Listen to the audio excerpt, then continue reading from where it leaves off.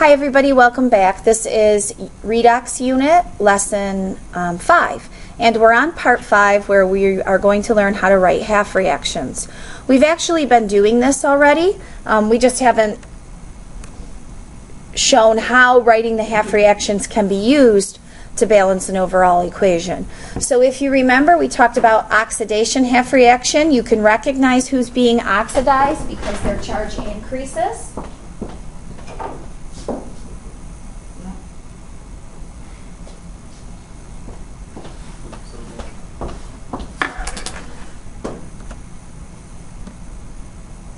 Okay, once again, sorry about that, I was misaligned. You can tell who's being oxidized because their charge increases or goes up the number line, and you'll always add electrons to the product side. So in oxidation, electrons will always be on that side, and you'll add the number of electrons you need to make the charge on both sides equal. Reduction, remember, the charge always goes down, and you will add electrons, since you're gaining electrons, to the left side of the equation. So what we can use these half reactions for is to balance a reaction like this, because all equations must be balanced with respect to mass. Mass is conserved. Energy. Energy is conserved.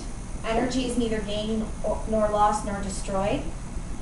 It's conserved within a system. So someone may lose energy, but another thing gains it. It's never destroyed. And then charge is conserved.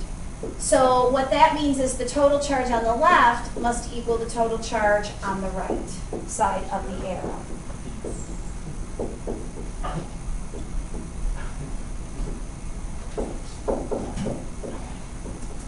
So what you should do when you're given a redox reaction and you're asked to balance it is you should use the half reaction method. Because if you look at this reaction, there's one CE over here, and there's one CE over here, and there's one SN over here, and there's one SN over here. So you may at first think it's balanced, and it is with respect to mass, but you must also balance it with respect to charge. So if this is +4 and this is +2, the total charge over here is +6. And if this is +3 and this is +7, the total charge over here is +7. And you can't add electrons to an overall reaction, but you can add them to half reactions. So the easiest way to make the charges equal is to use the half reaction method, okay? Where you break it down into the oxidation half reaction.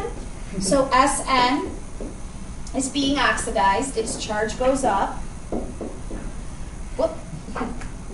Goes up, not stays the same. So how can SN turn into SN +4? It would have to have lost 2 electrons, right? You're going up 2 places on the number line, so you add 2 electrons to this side, okay? You do the same thing for CE, but CE is being reduced. It's going from +4 down to +3. That's 1 place on the number line, so you would add 1 electron to this side. Now, the problem with this is that the electrons that are lost must equal the electrons gained. And right now they don't, right? There were 2 electrons lost and only 1 electron gained. So in order to keep that rule, we have to multiply everybody in the second equation by 2. So we're going to multiply this whole reaction by 2, all the coefficients, so that the electrons lost equal the electrons gained. And our reduction half reaction then is going to be 2E minus plus 2CE plus 4 goes to make 2CE plus 3. And if we recombine that now with our oxidation half reaction, that was SN plus 2 goes to make SN plus 4 and 2 electrons, we can get the overall balanced equation. Since there's 2 electrons going in and 2 coming out, we can remove those from the equation, okay?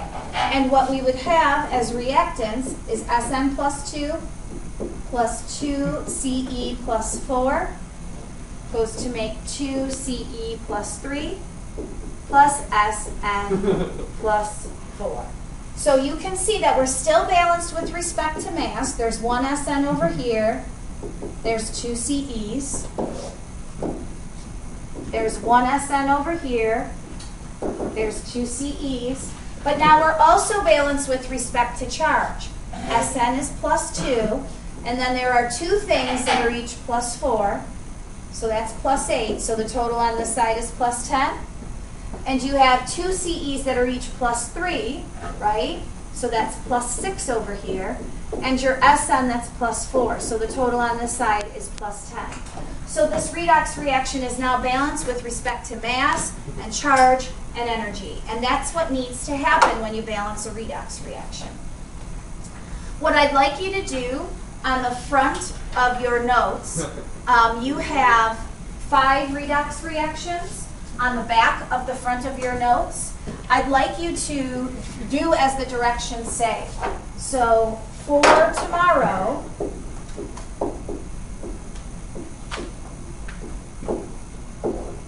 do the back of your first page of notes.